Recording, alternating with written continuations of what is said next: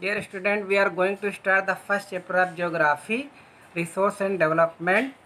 The main objective of this chapter is to understand the value of resources and the need for their judicious utilization and conservation.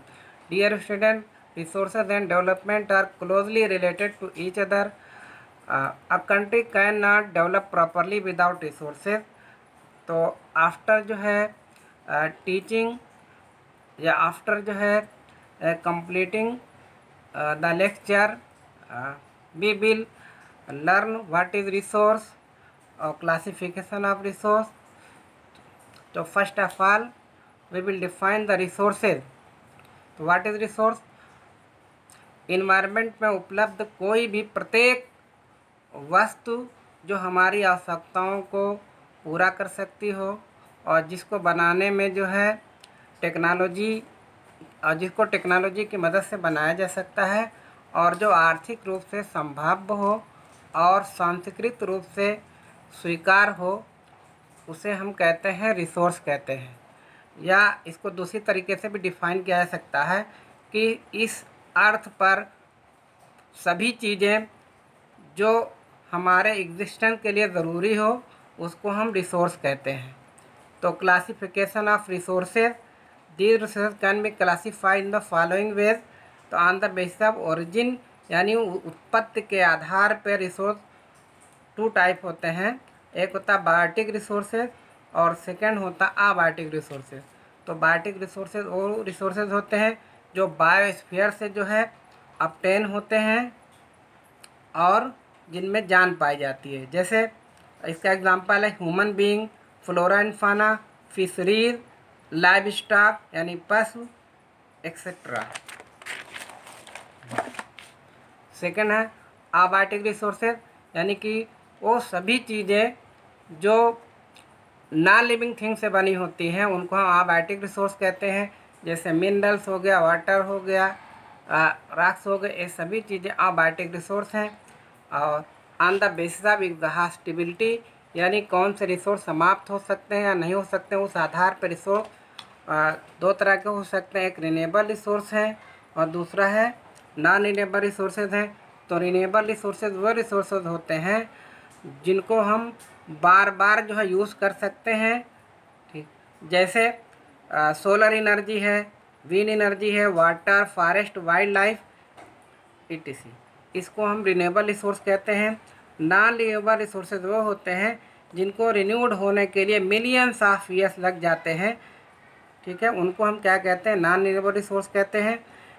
इसमें जैसे fossil fuel, कोल, petroleum, natural gas या minerals वगैरह जो आते हैं दूसरे, उनको हम नॉन रिन्यूएबल रिसोर्सेज में रखते हैं. थर्ड है इसमें on the basis of ownership. Ownership का मतलब स्वामित्व यानी के आधार पर जो है रिसोर्स चार तरह के होते हैं. ठीक है, स्वामित्व माना यानी किस रिसोर्स के मालिक कौन होते हैं, उस आधार पे चार तरह के रिसोर्स होते हैं. फर्स्ट है इंडिविजुअल रिसोर्सेज है, सेकंड कम्युनिटी ओन रिसोर्सेज है, थर्ड है नेशनल रिसोर्सेज और फोर्थ है इंटरनेशनल रिसोर्सेज है.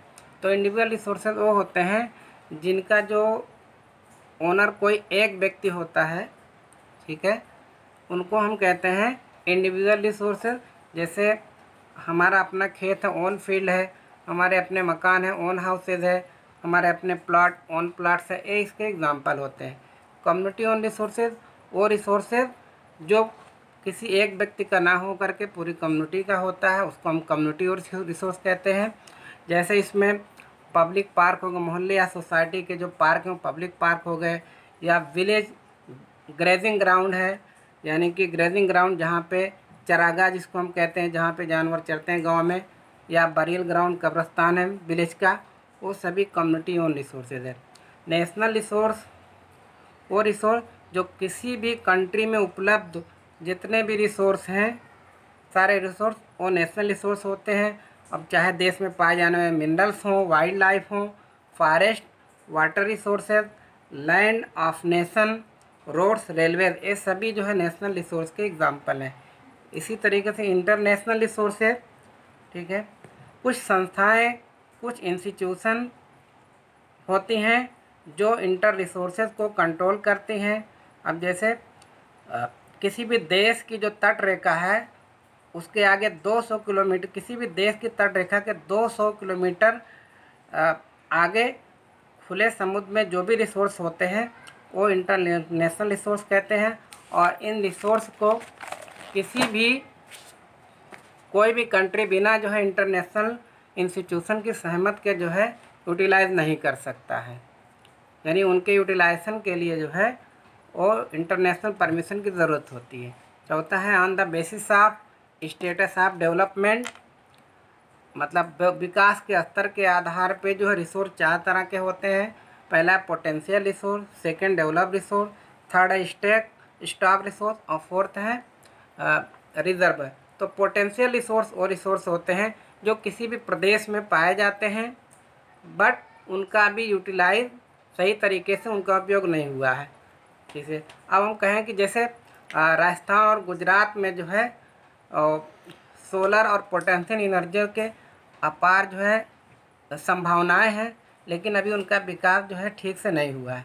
इसी तरीके से जो डेवलप रिसोर्स वो रिसोर्स हैं जिनका सर्वे हो चुका है और जिनकी क्वालिटी और क्वांटिटी जो है उपयोग के लिए पता चल चुकी है, जैसे कोल, मिनरल, ऑयल, ये सभी डेवलप रिसोर्स हैं। इसी तरीके से स्टॉक है, स्टॉक जो है इन्वायरमेंट में अवेलेबल कोई भी मटेरियल जो ह्यूमन नीड्स को पूरा कर सकते हों, लेकिन सही टेक्नोलॉजी ना होने की वजह से अभी उन रिसोर्स तक जो है हमारी जो है पहुंच नहीं हुई है। ऐसे रिसोर्स को हम कहते हैं स्टॉक में रखते हैं।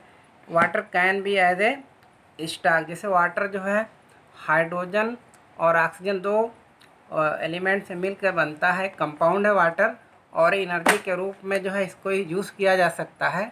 लेकिन हमारे पास अभी टेक्नोलॉजी नहीं है कि हाइड्रोजन और ऑक्सीजन को अलग कर सकें, तो इसलिए वाटर को हम स्टॉक में रहते हैं। रिज़र्व जो है रिसोर्स जो है स्टॉक का एक हिस्सा है और इसको एग्जिस्टिंग टेक्नोलॉजी की जो है मदद से इसको इस्तेमाल किया जा सकता है, बट अभी हम इसका जो है यूज़ जो है शुरू नहीं किए हैं या बहुत ही लिमिटेड जो है क्वांटिटी में कर रहे हैं। ठीक है, जैसे हमारे पास इसको हम फ्यूचर में यूज़ कर सकते हैं, जैसे है रिवर वाटर जिससे हम हाइड्रो इलेक्ट्रिसिटी बना सकते हैं और थोड़ी बहुत बना भी रहे हैं, लेकिन अभी हम फुल्ली जो है रिवर वाटर का यूज़ नहीं कर रहे हैं, इसको हम फ्यूचर में रखते हैं। ठीक है, इसी तरीके से डैम में जो वाटर है या फॉरेस्ट है इसको जो हम रिज़र्व में रखते हैं, फ्यूचर में हम इसका यूज़ करेंगे। तो डियर स्टूडेंट, आज के लिए बस इतना ही।